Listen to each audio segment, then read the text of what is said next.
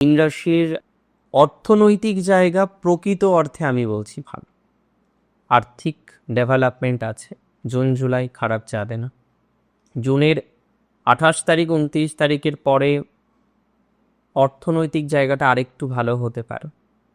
বিশেষত এখন যারা যে জায়গাটায় মোস্টলি আর্থিক প্রবলেমে আপনি ভুগছেন, সেটি হলো মানসিক ডিস্টারবেন্স, কারণ অর্থ আটকে আছে। তো এই আটকে থাকা অর্থ মানেই একটা মেন্টাল প্রেশার।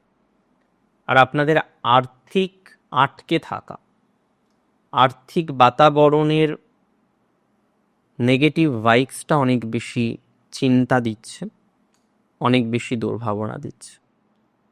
আমি বিশ্বাস করি যে আর্থিক বাতাবরণ, আর্থিক ভাইবসকে অনেকটা অনেকটা অনেকটা অনেকটা প্রোগ্রেস করতে পারবে। আর্থিক জায়গা নিয়ে খুব অশান্তি হবে না, আমি বলছি, দেখবেন, মিলিয়ে নেবেন আমার সাথে। আর্থিক জায়গাটা নিয়ে অনেকটা সঠিক প্রভাব আসবে।